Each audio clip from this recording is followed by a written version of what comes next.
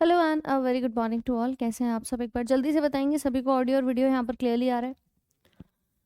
राम राम भाई। तो चलो शुरू करते हैं आज के टॉपिक को, जहाँ हम बात करने वाले हैं कार्बोहाइड्रेट्स के बारे में। यानी कि हमने पोषक तत्वों की शुरुआत कर ली थी, उन्हीं पोषक तत्वों में हमें बात करनी है आज कार्बोहाइड्रेट के ऊपर।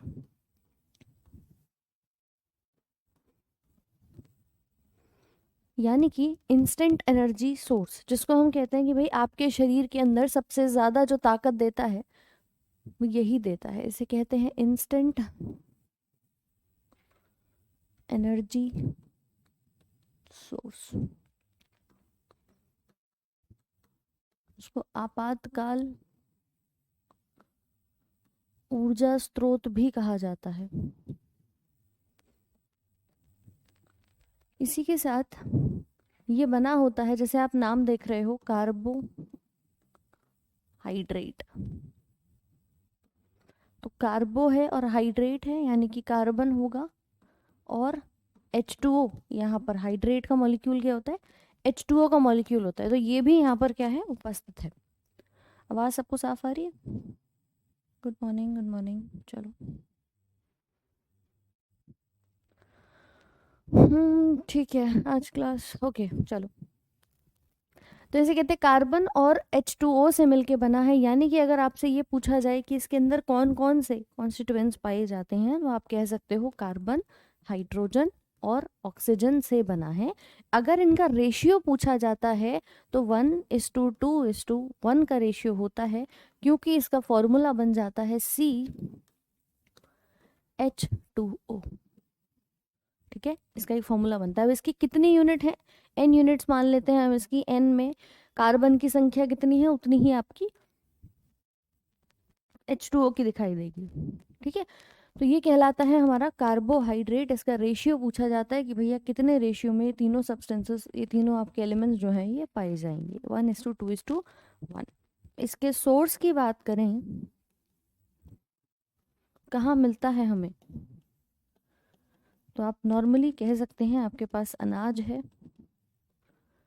यानी कि हम बात कर रहे हैं हमारे सभी गेहूँ, ठीक है, मक्का, बाजरा, ये सभी हमारे इत्यादि यहाँ पर हो जाएंगे अनाज। चावल, आप आलू की बात करें, शकरकंद है। इसके अलावा जितनी भी मीठी चीज़ें हैं,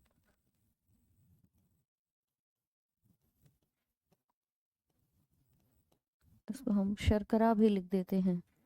ये सब अलग अलग इत्यादि और कई सोर्सेज हैं जहाँ पर आपको कार्बोहाइड्रेट मिलते हैं। कहते हैं ना, हमने दिन भर में रोटी नहीं खाई है, हमें एनर्जी नहीं मिल रही है, ऐसा लग रहा है कि अभी ऊर्जा नहीं आई है बॉडी के अंदर। कुछ भी खा लो लेकिन ऊर्जा नहीं आती जब तक आप क्या नहीं खाते हो, कि भैया कहते हैं अनाज नहीं खाया, रोटी नहीं खाई। ठीक है, आप इसको यहाँ पर लिख सकते हैं वीट, मेज, राइस, पोटैटो,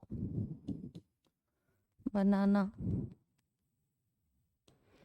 और आपका स्वीट पोटैटो।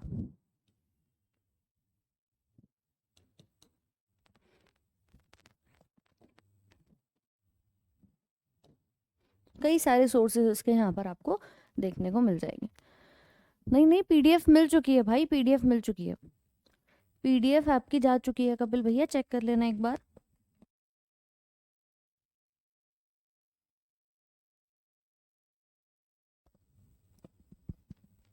जी निरंजन कुमार, ये भी आपका पोषक तत्व ही है, जिसे हम कहते हैं एक मुख्य पोषक तत्व है। इंस्टेंट एनर्जी सोर्स के साथ आप इसको ये पढ़ते हैं कि एक मैक्रो न्यूट्रिएंट है, एक मुख्य पोषक तत्व है। कम से कम 400 से 600 ग्राम प्रतिदिन इसकी आवश्यकता मिल जाती है। इतनी आवश्यकता डेली बेसिस पे आपको चाहिए। कितनी? 400 से 600 ग्राम प्रतिदिन। हम्म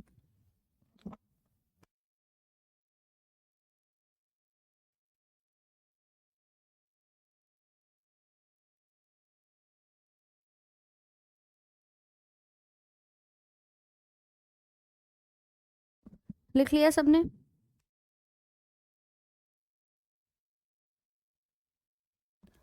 गुड मॉर्निंग। लिख लिया तो बताओ भाई फटाफट से। बिल्कुल आएगा दुलारे बाबू, बिल्कुल आएगा।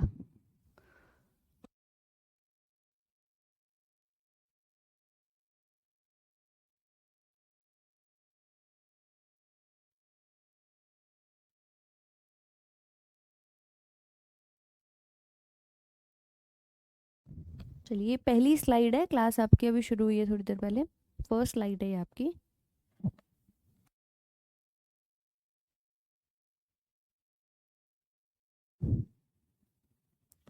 बेटा सेल कंप्लीट तो हो गया, उसके अंदर ये जितनी भी चीज़ें आप बोल रहे हैं ये सभी हम सेल डिवीजन वाले टॉपिक के अंदर कवर करेंगे, जो कि हम डीएनए के साथ पढ़ेंगे उसको।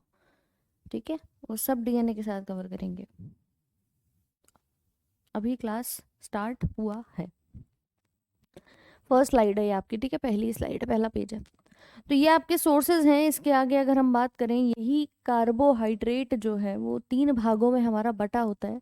हम कह सकते हैं कि यहाँ पर एक वर्ड आता है जिसको नाम देते हैं शुगर। शुगर क्या अलग से होता है? शुगर बेसिकली वो कार्बोहाइड्रेट है जो पानी में घुल जाता है, that dissolve in water and are sweet in test.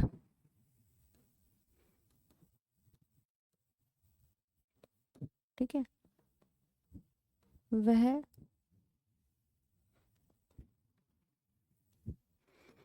पानी में घुलनशील है, वह स्वाद में मीठे होते हैं। तो जो हम बार बार कहते हैं शुगर आते हैं, अलग से हम शुगर वर्ड का इस्तेमाल करते हैं, तो ये सब वो होते हैं जिसे हम कहते हैं कि भैया पानी में भी घुल जाएगा और स्वाद में क्या होता है, मीठे यहाँ पर ये देखने को मिल जाते हैं। I hope this is clear. ठीक है, ओके शालिनी, अभी मिली नहीं है आपकी शीट तो चली गई थी।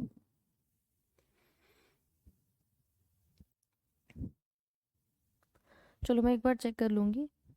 कपिल, अब ये चैप्टर हुआ नहीं है, जब होगा तब हम इसकी प्रैक्टिस शीट पीडीएफ सब डाल देंगे।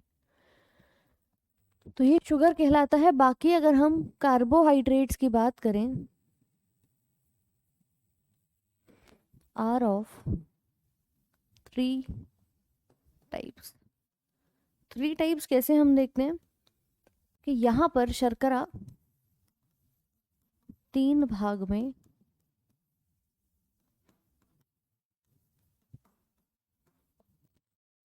विभाजित है। पहला भाग जिसे हम लिखते हैं मोनोसैकेराइड,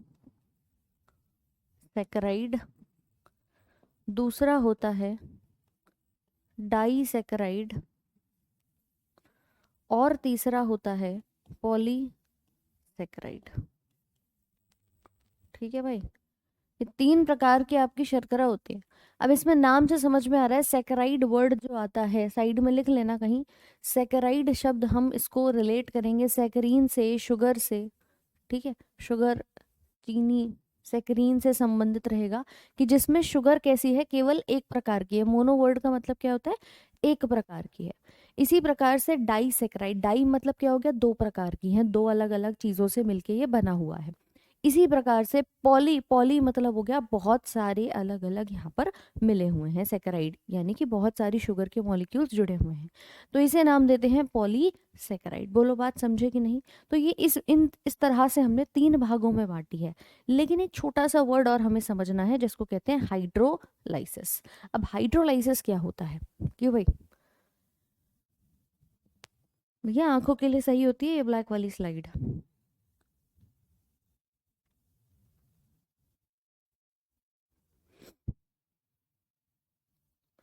चलिए टॉपिक पे ध्यान दे लो इधर। एक शब्द लिखते हैं हाइड्रोलाइसिस। हाइड्रो और लाइसिस, पानी के साथ टूट जाना। लाइसिस वर्ड का मतलब होता है टूटना। तो यहाँ लिख सकते हो breakdown of molecule with the help of water, किसी भी अणु का पानी की मदद से टूट जाना।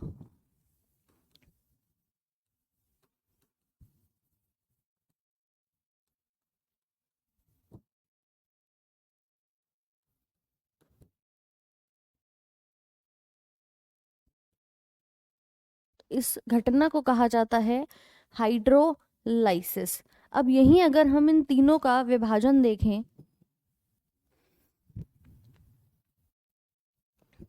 ठीक है भाई, मैंने कहा आपके पास एक तरफ है monosaccharide,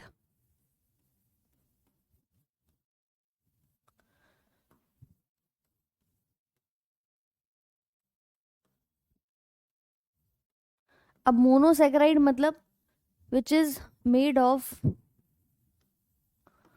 one type of sugar, किससे मिलकर बना है? केवल एक प्रकार की शर्करा से मिलकर बना है।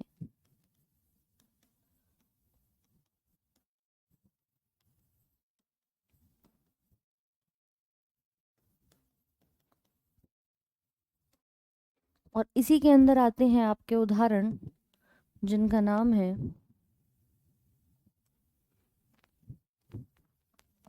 ग्लूकोज,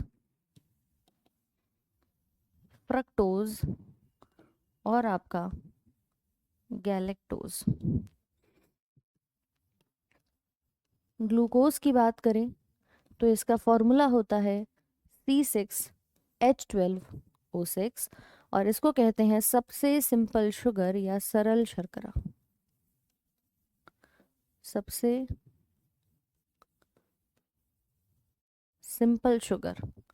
ऐसे ही अगर हम फ्रक्टोज की बात करें, इसका भी फॉर्मूला होता है C6H12O6, इसको कहा जाता है फ्रूट शुगर।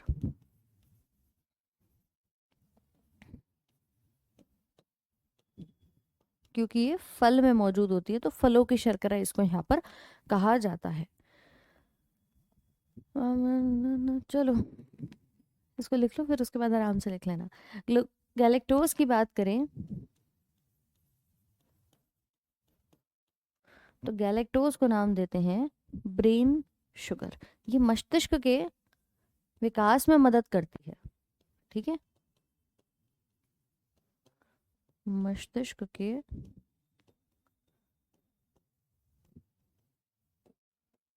विकास में मदद करती है। तो ये हमारी पहले प्रकार की मोनोसेकेराइड यहाँ पर कही जा रही है।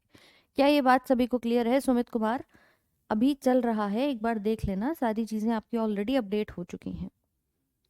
निरंजन, केमिस्ट्री में आप पढ़ेंगे कुछ मॉलिक्यूल्स के बारे में, अलग से उनके स्ट्रक्चर के बारे में। यहाँ आप बात करोगे जो आपके फ्रूट्स हैं उनके अंदर कौन कौन से रिसोर्सेज उपस्थित होते हैं, तो वो थोड़ी सी चीज़ें वहाँ अलग हो जाती हैं, ठीक है। पीछे वाला लिख लिया सबने? एक बात बताओ, ये वाला लिख लिया था तो लिख लो, एक बार नहीं लिखा तो जिसने नहीं लिखा है एक बार नोट कर लें।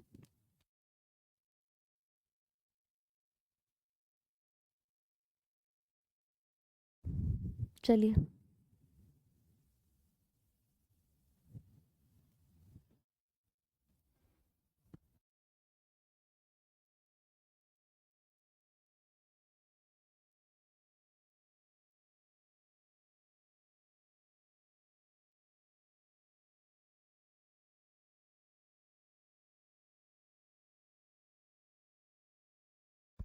बेटा गैलेक्टोज का भी फॉर्मूला सेम होता है C6H12O6, ये तभी सिंपल शुगर है, तभी ये सिंपल शुगर है। इतना लिख लिया हो? ये स्लाइड अगर हो गई है तो बताइए, तो आगे बढ़ते हैं।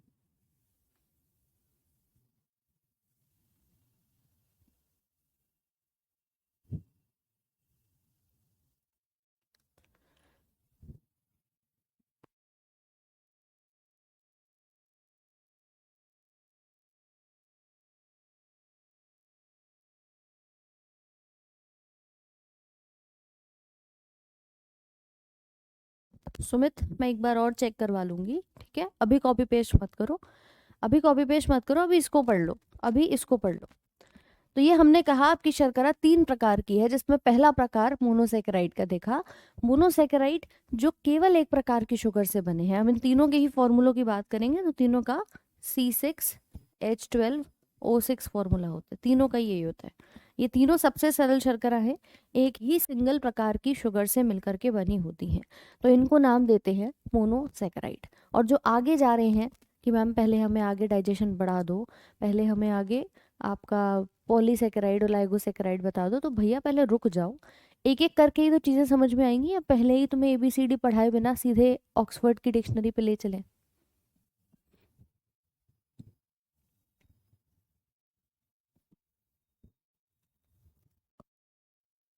इन्हें कहते हैं मोनोसेकेराइड। लिखिए, आगे सब कुछ पढ़ेंगे हम, क्यों परेशान होते हैं।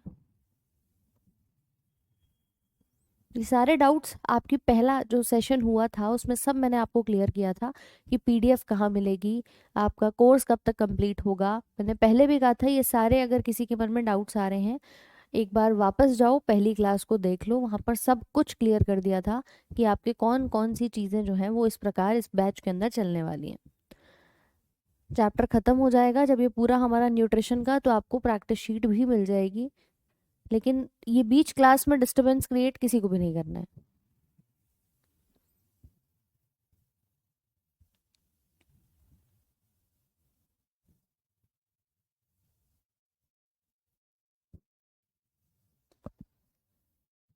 क्लियर है, लिख लिया सबने? तो ये सब अलग अलग सोर्सेज में पाए जाते हैं, इनके बारे में हम डिटेल में आगे बात करेंगे कि कहाँ गैलेक्टोज है, कहाँ फ्रक्टोज है। पहले इसकी कैटेगरी समझ लो कि ये किसके अंदर आता है, फिर इनके डिटेल्स भी हम कवर कर लेंगे। तो ये कहलाया मोनोसेकेराइड, लिख लिया है ना सबने? इसके बाद दूसरा आता है डाई सेकेराइड। डाई मतलब क्या हुआ? दो, जहां पर आप लिख सकते हैं it is made of two type of sugar. ठीक है, यह है दो प्रकार की जो शर्करा है उससे बना है। अब दो प्रकार की शर्करा से कैसे बना है, तो इसके एग्जाम्पल्स को नोट कर लेंगे। अगर हम इसके उदाहरण को देखें तो उसमें आता है सुक्रोज।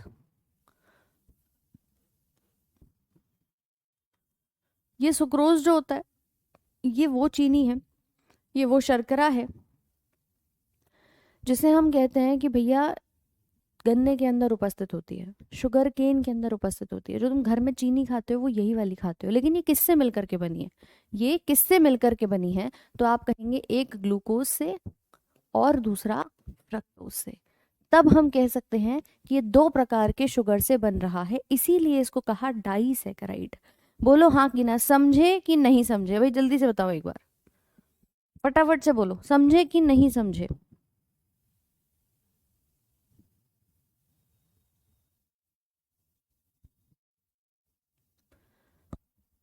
समझ गए? ग्लूकोज से और फ्रक्टोज से मिलके बना है। इसी को हम कई सारे और अन्य नामों से जानते हैं आगे। ऐसे ही माल्टोज की बात करें तो माल्टोज बना होता है आपके एक ग्लूकोज से और दूसरे भी ग्लूकोज से।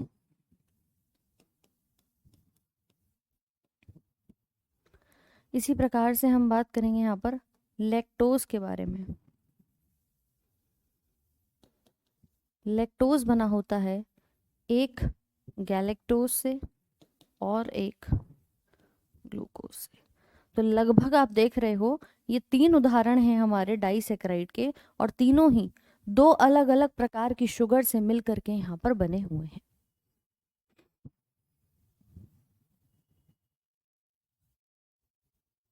क्या ये बात सबको क्लियर है?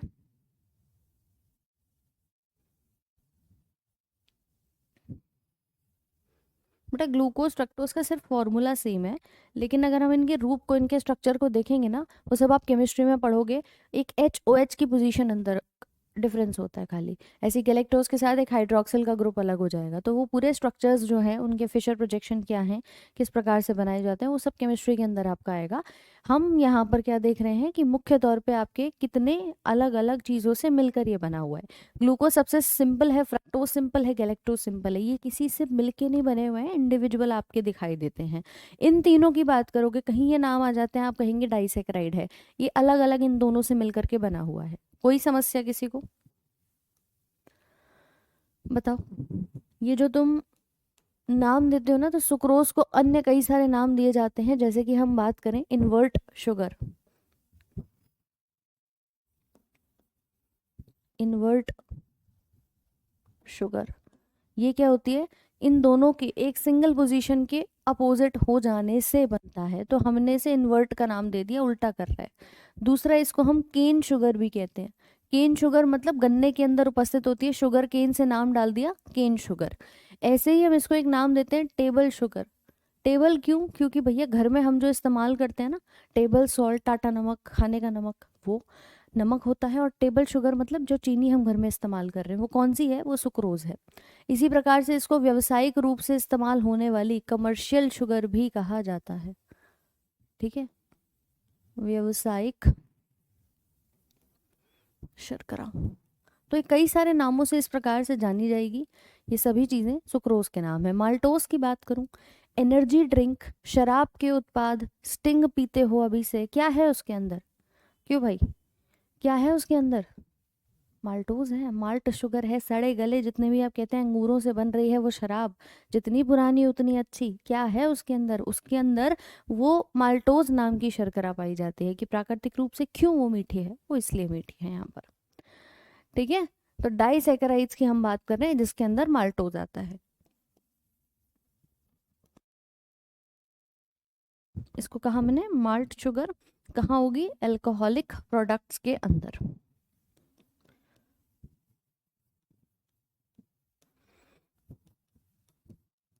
शराब के उत्पाद में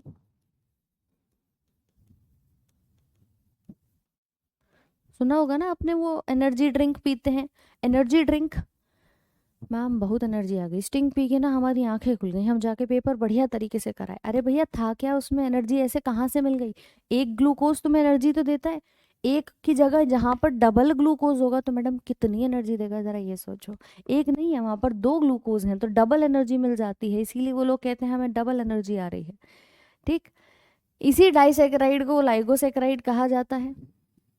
इन्हीं डाइसैकेराइड्स को ओलाइगो सैकेराइड्स कहा जाता है। हालांकि देखो, ओलाइगो वर्ड का मतलब होता है थोड़ा, कुछ, फ्यू, कुछ, सम। ठीक है, थोड़े वर्ड के लिए आता है। डाइसैकेराइड में एग्जैक्टली हम दो शुगर देखते हैं। ओलाइगो सैकेराइड में लगभग अगर मैं बात करूं तो बिटवीन 2 to 10 वाले भी आते हैं, कि जिसमें 2 से लेकर 10 तक की शुगर उपस्थित होती हैं। और 10 से ज़्यादा जिसमें होती है ना, उन्हें पॉलीसैकेराइड कहा जाता है। 10 से ज़्यादा जिसमें होती हैं उन्हें पॉलीसैकेराइड कहा जाता है। तो ये जो बिठाए हुए है ना, कई जगह लिख देता है कि डाई को ही ओलाइगो लिख देते हैं, लेकिन याद रखना ओलाइगो सेकेराइड्स में 2 से लेकर 10 तक की शुगर उपस्थित होती है। यहाँ केवल कितनी है? दो ही शुगर पाई जाती हैं। तो जो परेशान हो रहे हैं कि मैडम पहले आप हमें ये समस्या का हल कर दो फिर देखेंगे। ठीक है, सुक्रोज गन्ने के अंदर है, सुक्रोज नाम की जो शुगर है वो गन्ने के अंदर है।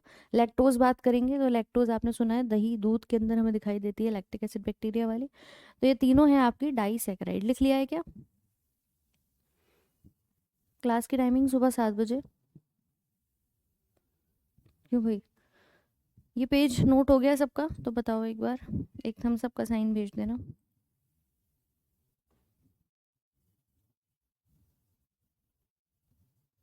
अच्छी नहीं होती, स्टिंग नहीं पीनी चाहिए।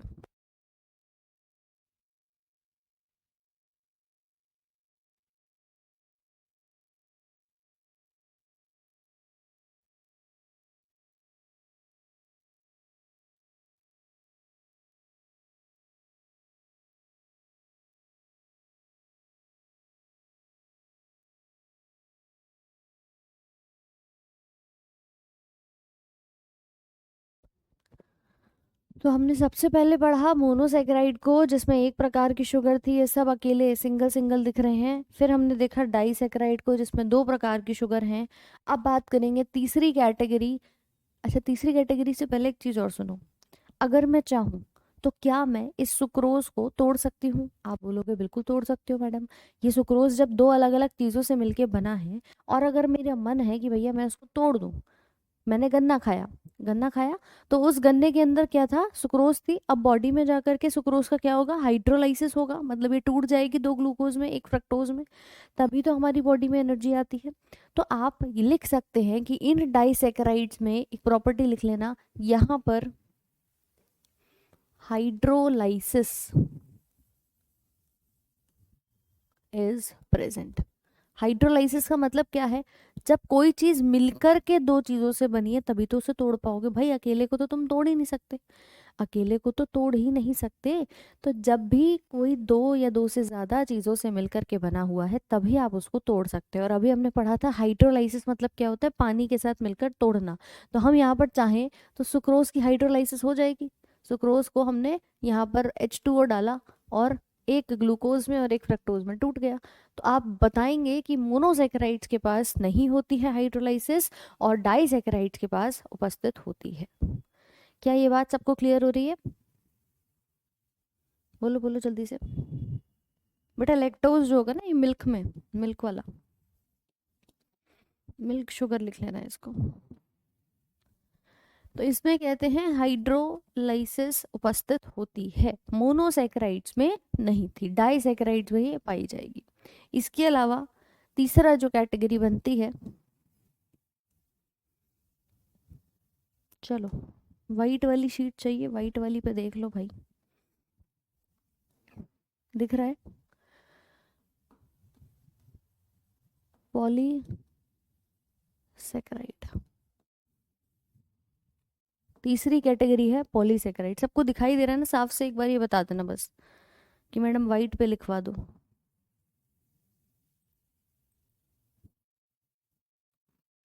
ग्लूकोज का हाइड्रोलाइसिस कहाँ से करोगे बताओ? ग्लूकोज तो खुद ब खुद क्या है? एक अकेला है। अब उसको कहाँ तोड़ोगे? कहते हैं ना इस अकेले को मैं नहीं तोड़ सकता, ये बहुत सारे आपस में है तो मैं इसको अलग अलग बिखार सकता हूँ, इसको अलग अलग तोड़ सकता हूँ। आप अकेले को नहीं तोड़ सकते, ठीक है? चलिए, ग्लूकोज का हाइड्रोलाइसिस इसलिए नहीं हो सकता। पॉलीसेकेराइड नाम से समझ गए, पॉली मतलब बहुत सारी चीजें होंगी यहाँ पे, तो आप लिख सकते हो it is made of more than 10 units of sugar. 10 से ज्यादा इकाइयां यहाँ पर दिखाई दे रही हैं, है ना? अब ब्लैक सही था, तुम ऐसे ही परेशान बस। चलो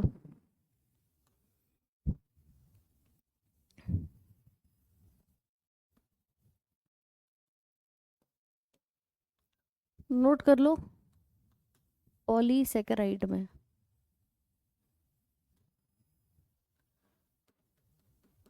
it is made of more than 10 units of sugar. यह है 10 से ज्यादा इकाई से बना है। ये दो प्रकार का होता है। अगर हम इन्हीं पॉलीसेकेराइड को देखें ना, तो इसकी एक कैटेगरी आती है जिन्हें कहते हैं स्ट्रक्चरल पॉलीसेकेराइड, और दूसरी आती है जिन्हें कहते हैं स्टोरेज पॉलीसेकेराइड। ये आपके संरचनात्मक होते हैं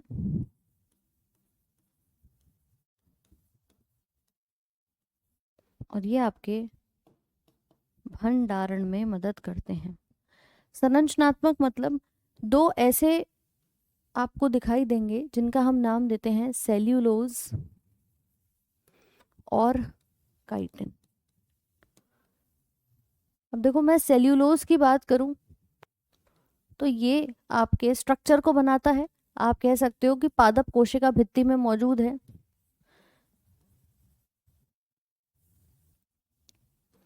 present in plant cell wall, यानी कि पादप की कोशिका भित्ति में, और ये काइटिन जो होता है ये कवक की कोशिका भित्ति बनाता है।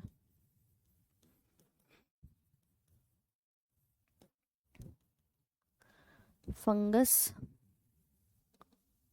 सेल वॉल इसी से मिलके बनी होती है।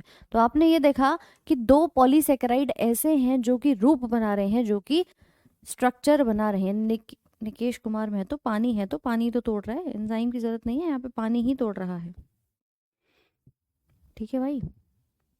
तो ये दो ऐसे हैं जो क्या बना रहे हैं, आपके रूप बना रहे हैं, स्ट्रक्चर बना रहे हैं। इसने प्लांट की सेल वॉल को बनाने में मदद कर दी, इसने कवक की कोशिका भित्ति को बनाने में मदद कर दी। तो ये कहलाए जाते हैं हमारे स्ट्रक्चर बनाने वाले पॉलीसेकेराइड। ऐसे ही भंडारण में जो मदद करते हैं उसमें आता है एक नाम जिसको हम कहते हैं ग्लाइकोजन, और आता है स्टार्च। ग्लाइकोजन जो है वो खाने का भंडारण करता है, स्टोर फूड इन एनिमल, और ये प्लांट्स के अंदर खाने का भंडारण करता है, store food in the plants. ठीक है, इसे हमने कहा काइटिन। ये हो गया आपका ग्लाइकोजन। जंतु में भोजन का भंडारण, और ये हो गया आपका स्टार्च। पादप में भोजन का भंडारण। तो बेटा ये है पॉलीसेकेराइड, ये है पॉलीसेकेराइड जिन्हें हम कहेंगे कि ये सेल्यूलोज है। इसमें बहुत सारी 10 से ज़्यादा यूनिट आपकी ग्लूकोज की लगी हुई होती हैं, और उस लंबी सी चेन से बनता है हमारा ये सेल्यूलोज। तो आप कह सकते हो सेल्यूलोज है, ग्लाइकोजन है, स्टार्च है, ये बहुलक हैं। किसके बहुलक हैं? एक छोटी इकाई के जिसका नाम है ग्लूकोज। मतलब छोटी छोटी सी मोनोसेकेराइड्स मिलकर के आपके पॉलीसेकेराइड्स को बना रही हैं।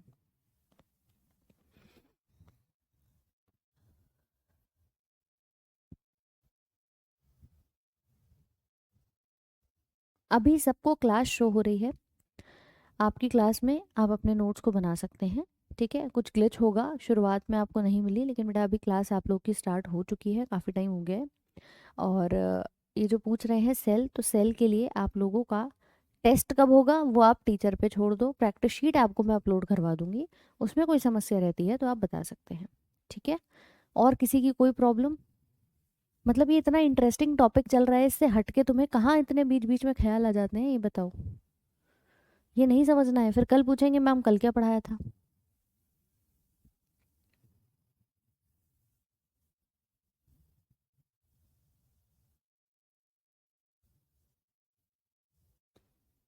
कोई डाउट किसी को यहाँ तक?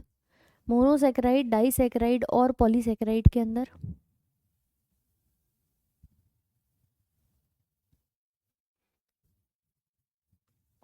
सेकेराइड वर्ड सेक्रीन से संबंधित हम शुगर के लिए इस्तेमाल कर रहे हैं। पॉलीसेकेराइड का अब तुम बताओ हाइड्रोलाइसिस कर सकते हैं या नहीं? क्यों भाई, इसमें हाइड्रोलाइसिस होगी या नहीं होगी?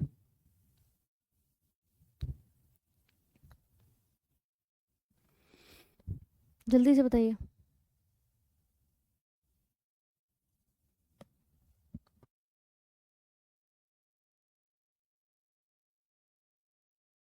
भाई हाइड्रोलाइसिस मतलब पानी के साथ मिलकर के कोई चीज टूटना। तो क्या यहाँ टूट सकती है? डेफिनेटली टूट सकती है। क्यों? क्योंकि यहाँ पर ये सेल्यूलोज बहुत सारे अलग अलग ग्लूकोज से मिलकर बना हुआ है। ठीक है,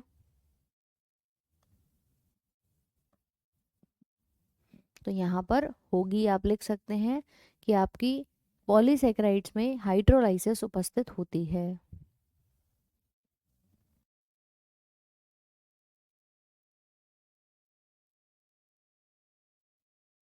सेल्यूलोज को ह्यूमन की बॉडी डाइजेस्ट नहीं कर पाती क्योंकि हमारे पास वो एंजाइम ही नहीं होता सेल्यूलेज नाम का। जब शरीर में एंजाइम नहीं बनेगा तो हमारी बॉडी उसका पाचन नहीं कर पाएगी। ये सब आगे हम पढ़ेंगे। होता क्या है ना, शुरुआत में मैम सवाल बहुत होते हैं, बहुत सवाल होते हैं। भंडारण मतलब किसी भी चीज़ को स्टोर करके रखना। तुम घर में अपने स्टोर हाउस में स्टोर करके रखते हो कि नहीं, कि चलो राशन पानी स्टोर करके इकट्ठा करके रख लेता हूँ, जब ज़रूरत पड़ेगी तब काम आएगा, तब मैं इसको यूज़ कर लूँगा। तो यही चीज़ हमारे प्लांट्स में होती है ग्लाइकोजन के तौर पे, और प्लांट्स में स्टार्च के तौर पे, कि जब भोजन की आवश्यकता होती है उसको स्टोर करके रखता है। ठीक है, अब एक बार मुझे फटाफट से बताओ कि यहाँ तक कोई डाउट किसी के मन में?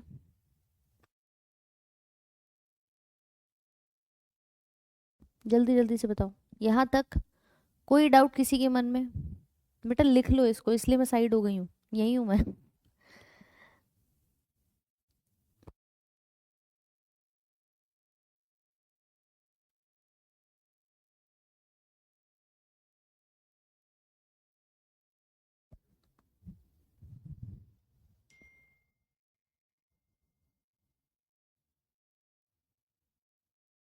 हाँ, हाइड्रोलाइसिस यहाँ पर होती है। बायोलॉजी में कितने सवाल आते हैं प्री और मेंस में, सीजीएल में? भाई प्री में कम से कम 5 से 6 और मेंस के अंदर 8 सवाल आते हैं। 8 सवाल आपके पूरे आते हैं। ठीक है, क्लियर है? चलो, इसके आगे डिटेल में बात करेंगे आपके ग्लूकोज, फ्रक्टोज और गैलेक्टोज के बारे में, कि किस प्रकार से उनके अंदर क्या क्या चीज़ें उपस्थित दिखाई देती हैं। उसको हम स्टार्ट करेंगे आपके कल वाले पार्ट के अंदर। अभी एक छोटी सी चीज़ लिख लो कि कार्बोहाइड्रेट्स का जो जनरल फॉर्मूला होता है वो होता है सी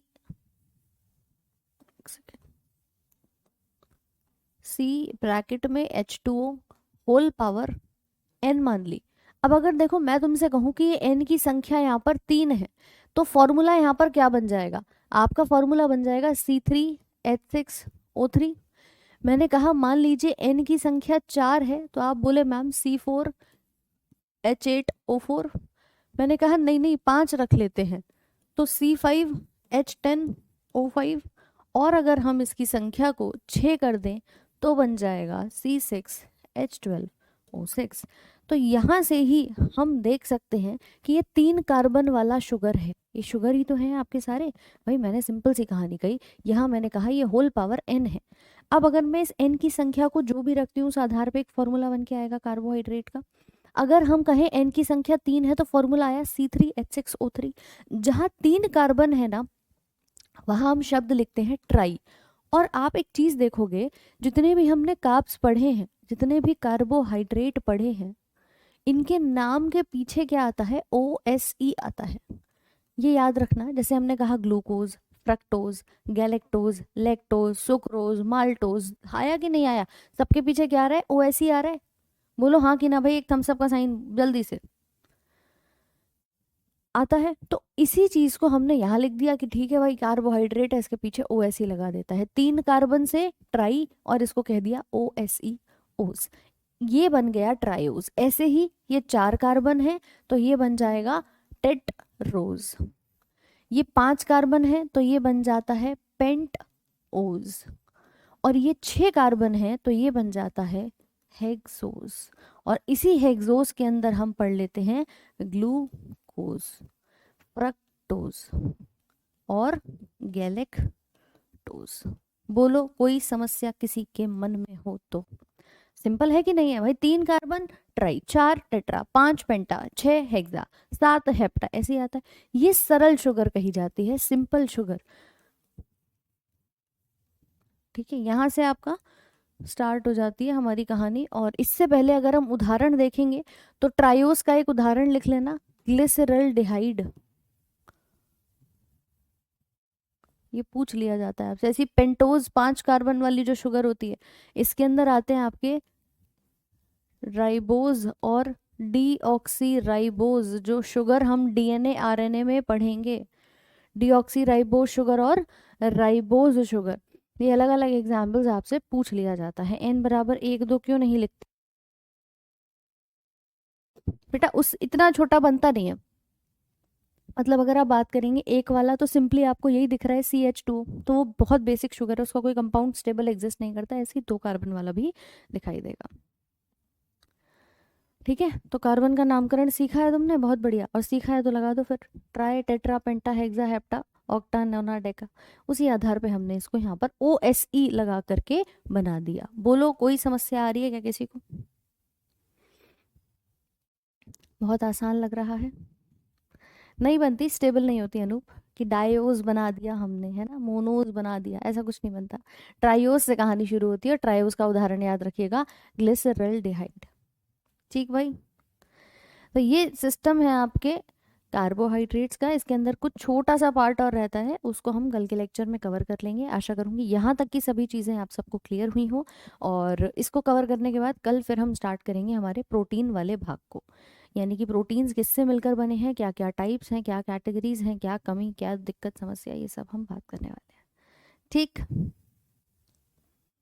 नहीं है मासूम आलम, नहीं है। ट्रायोस का एग्जाम्पल है ग्लिसरल्डिहाइड, 3 कार्बन वाला, ये आपको नजर आता है। चलो, टेट्रोस का लिख लेना, एरिथ्रोलोज हो जाता है।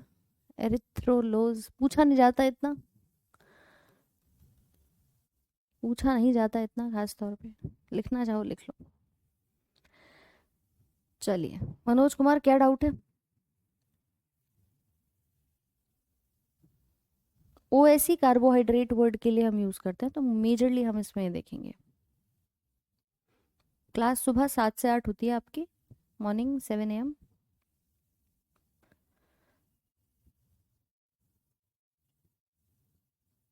चलो, तो कोई समस्या नहीं है, मिलते हैं आप लोगों से कल, और इसको एक बार अच्छे से रिवाइज कर लेना।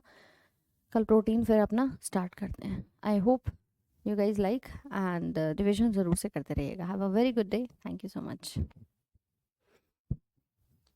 कल क्लास नहीं होगी, कल सैटरडे है, कल क्लास नहीं होगी आपकी।